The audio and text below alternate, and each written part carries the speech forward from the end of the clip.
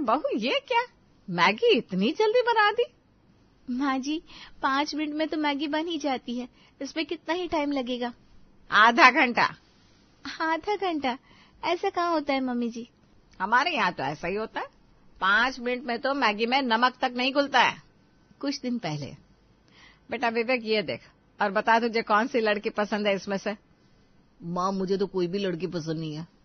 अरे बेटा देख, ऑफिस में तूने अगर कोई लड़की देख रखी है तो अभी से बता दे, हम तेरी शादी उसी से करवा देंगे। माँ परेशान मत कीजिए ना, मुझे शादी नहीं करनी है। ये आजकल के बच्चे बिल्कुल ही बिगड़ चुके हैं, शादी नहीं करनी है, बस आजाद घूमते रहो यहाँ से वहाँ। मैं कहीं घूमता नहीं हूँ पापा, लेकिन मुझे शादी भी नहीं करनी है। मैं तो रोज तुझे मना कर थक चुकी हूँ बेटा। तो मैंने भी तो कहा है आपसे कि मुझे मत मनाया कीजिए, मैं ऑफिस जा रहा हूँ, वैसे ही बहुत लेट हो गया। विवेक ऑफिस के लिए निकलता है, तभी उसे मिसेस गुप्ता रास्ते में मिलती है। अरे विवेक बेटा कहाँ जा रहा है? आंटी इतनी सुबह मैं किसी के घर तो जा नहीं रहा हूँ, ऑफिस जा रहा हूँ। अच्छा, मैं तो बस पूछ रही थी कि सीमा घर में है क्या? हाँ, मेरी माँ भी सुबह सुबह किसी के घर नहीं जाती, अपने घर में रहती है। बड़ा अच्छा मजाक कर लेते हो तुम। मैं अंदर जाती हूँ। मिसेस गुप्ता घर में आ जाती है और विवेक ऑफिस चला जाता है। अरे मिसेस गुप्ता, आओ भाई, कैसे आना हुआ? बस ऐसे ही आ गई टहलते टहलते। अच्छा, तुम बैठो, मैं चाय बना कर ले आती हूँ। सीमा बहन, अब तो तुम्हारा लड़का शादी लायक हो गया है, अच्छा खासा कमाने भी लगा है, उसके लिए लड़की ढूंढना शुरू की कि नहीं? अरे अब लड़की तो बाद में देखूंगी, पहले अपने लड़के को तो मना लूं। उससे शादी की बात करो ना तो नाराज हो जाता है, खाना खाना ही छोड़ देता है। हैं? ऐसा क्यों भला? लड़के तो शादी की बात सुनकर खुशी से उछल पड़ते हैं।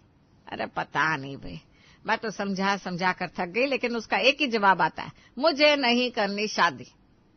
तो तुम क्यों परेशान होती हो? मेरे पास एक बहुत अच्छा प्लान है, जिससे तुम अपने बेटे को शादी करने के लिए मना सकती हो। अच्छा, क्या प्लान है भाई? सुनो। मिसेस गुप्ता सीमा को सारा प्लान समझाती है और प्लान सुनने के बाद सीमा कहती है,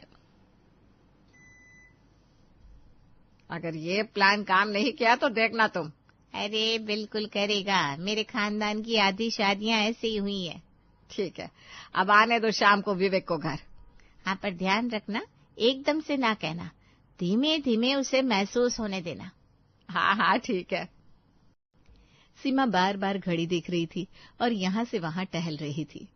क्या हुआ भाई, टहल क्यों रही हो? 1 घंटे में 10 किलोमीटर तक टहल लिया तुमने।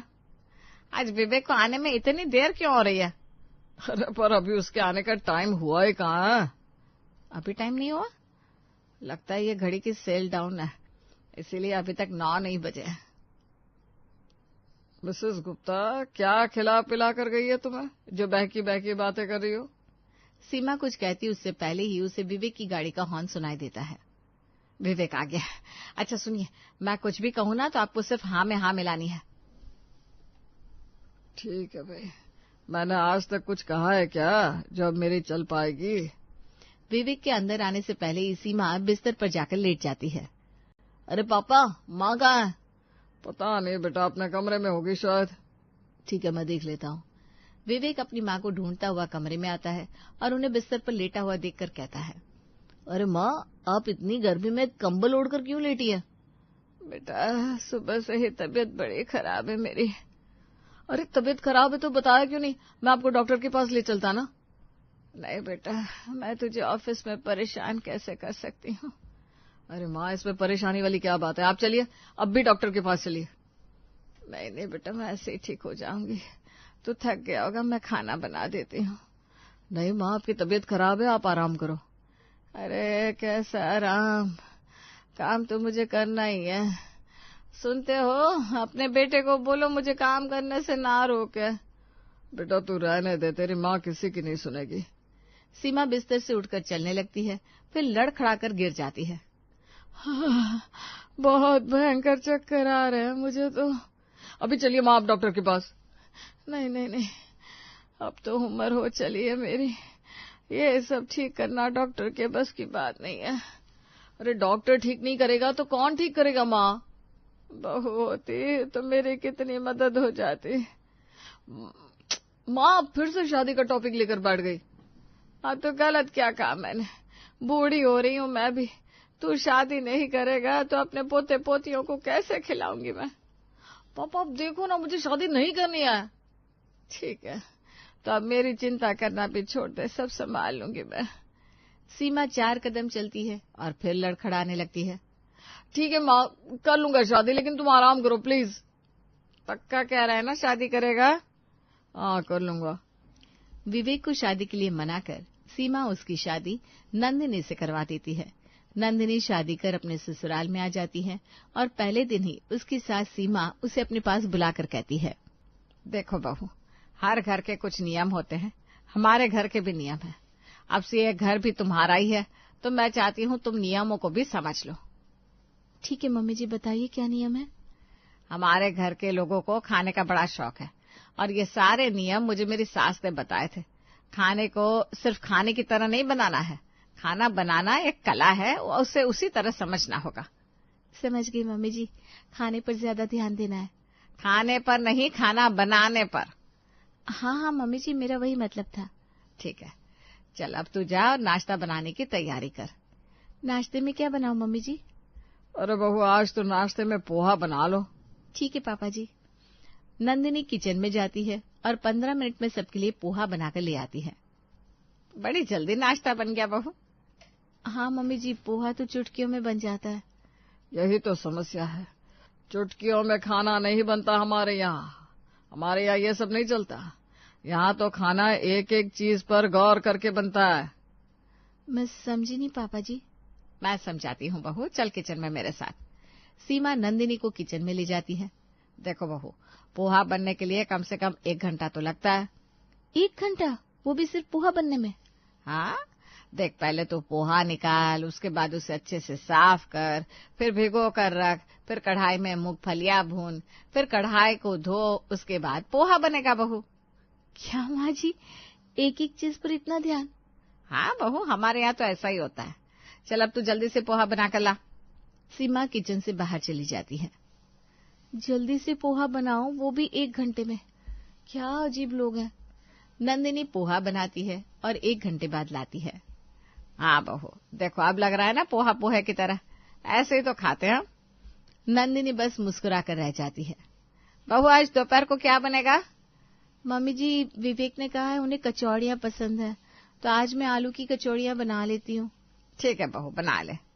नंदिनी दोपहर के खाने की तैयारी में लग जाती है और आलू की कचौड़ियाँ बनाकर सभी को परोस देती है। अरे वाह, खुशबू तो बहुत अच्छी आ रही है, तो आप टेस्ट कीजिए ना। बहू, मजा नहीं आया। एक तो ये तुमने इतनी जल्दी जल्दी बना दी, सारे स्वाद का सत्यानाश हो गया। हाँ, और आलू भी अच्छे से मिक्स नहीं हुआ है। बहू, मेरा तो मन ही खराब हो गया। तुम बता देती ना तुम्हें खाना बनाना नहीं आता। नहीं मम्मी जी, मुझे खाना बनाना आता है। अगर आपको ये कचौड़ियाँ पसंद नहीं आई तो मैं दोबारा बना देती हूँ। बहू, पहले आलू को अच्छे से उबालो, उसके बाद एक एक कर छिलका उतार कर अच्छे से मसाला बनाकर फिर कचौड़ियाँ बनाओ। ठीक है मम्मी जी। सीमा नंदिनी को सारी बातें अच्छी तरह समझा देती है और नंदिनी दोबारा से कचौड़ियाँ बनाने लग जाती है। तभी उसकी सहेली प्रिया का फोन आता है। क्या मैडम, कहाँ बिजी हो गई हो शादी के बाद? आलू की कचौड़ियों में। क्या मतलब?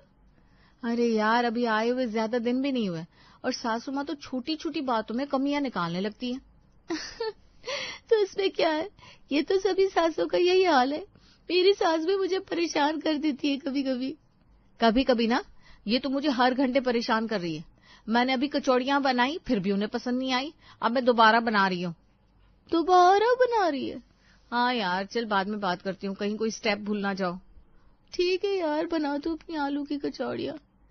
2 घंटे की मेहनत के बाद नंदिनी आलू की कचौड़ियाँ बनाकर तैयार करती है और सबको खिलाती है। वाह बहू, अब बनी है ये स्वादिष्ट। थैंक यू मम्मी जी, अब मैं बहुत थक गई हूँ, मैं जरा सा आराम करने जाती हूँ। नंदिनी अपने कमरे में जाने वाली थी कि उसकी सास ने उसे टोका। बहू, एक काम करो, शाम को पुलाव बनेगा तो तुम चावल के दाने गिन कर रख लो। क्या कहा? दाने गिन कर रखूं? लेकिन कैसे? पुलाव के लिए चावल चाहिए या खेलने के लिए? बहू हमारे यहाँ ऐसा ही होता है, तुम चावल गिन लेना। नंदिनी किचन में जाती है और चावल गिनने लगती है। इतने सारे चावल गिनना मेरे बस का नहीं है। वो अपनी सहेली प्रिया को फोन लगाती है। अरे वाह, क्या बात है, आज टाइम ही टाइम है तुम्हारे पास। टाइम नहीं है यार, मेरी सास ने कहा शाम को पुलाव बनाएगा तो चावल गिन कर रख लो। अब तू ही बता, ये पॉसिबल है क्या? तू एक काम कर, अपने हिसाब से चावल निकाल और जब सास पूछे तो कहना चावल बराबर है, वो चाहे तो गिनकर चेक कर ले। वाह क्या बात है, तूने तो आज मेरी जान बचा ली। नंदिनी चावल निकालकर अपने कमरे में आ जाती है और उसके लेटते ही सास कमरे में आती है। कुछ चाहिए मम्मी जी आपको? नहीं नहीं बेटा, मुझे कुछ नहीं चाहिए। मैं तो ये देख रही हूँ आज तुमने अपनी बेडशीट को अच्छे से साफ नहीं किया है। ये तो साफ ही है ना पहले से। अरे नहीं नहीं, अभी से लो और छत पर धूप में झाड़ कर आओ। क्या मम्मी जी, अभी? हाँ बहू, हमारे यहाँ ऐसा ही होता है। ठीक है मम्मी जी। नंदिनी बेडशीट लेकर ऊपर जाती है और तेज धूप में झाड़ कर नीचे आती है।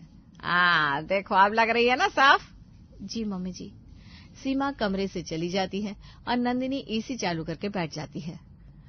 लगता है अभी नई नई हूं ना, इसलिए ऐसा कर रही है। धीमे धीमे करते हुए नंदिनी को 6 महीने बीत जाते हैं। वो किचन में चाय बना रही थी। बहू अब तो तुम्हें इतना टाइम हो गया है, अभी तक चाय बनानी नहीं आई?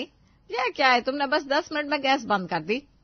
तो फिर क्या करूं मम्मी जी, चाय तो उबल चुकी है। अरे नहीं बहू, इतनी जल्दी चाय अच्छी नहीं बनती। इसे अभी 10 मिनट और अच्छे से उबालो, फिर देना सबको। लेकिन मम्मी जी। अरे भाई हमारे यहाँ ऐसा ही होता है, बनाओ तुम चाय। नंदिनी चाय को उबालने लगती है और चाय लेकर विवेक के पास आती है। विवेक उठ भी जाओ ना बिस्तर से, मुझे ये बेडशीट धूप में झाड़ कर आनी है, नहीं तो मम्मी जी फिर कुछ कहेंगी। ठीक है हट जाता हूँ भाई। नंदिनी बेडशीट लेकर कमरे से निकलती है, तभी उसकी सास उसे आवाज देती है। बहू मेरी पूजा की तैयारी हुई कि नहीं? जी मम्मी जी, पूजा की थाली सजा दी है और मंदिर में रंगोली भी बना दी है। अच्छा इधर तो आना बहू। अभी आई मम्मी जी। बहू देख ये क्या है? पूजा की थाली है मम्मी जी।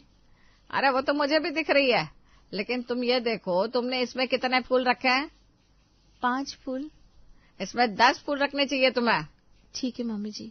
अरे अरे अभी रुको, ये रंगोली देखो, इसमें से 4 पत्ती बाहर आ रही है जबकि 8 पत्ती बाहर होनी थी।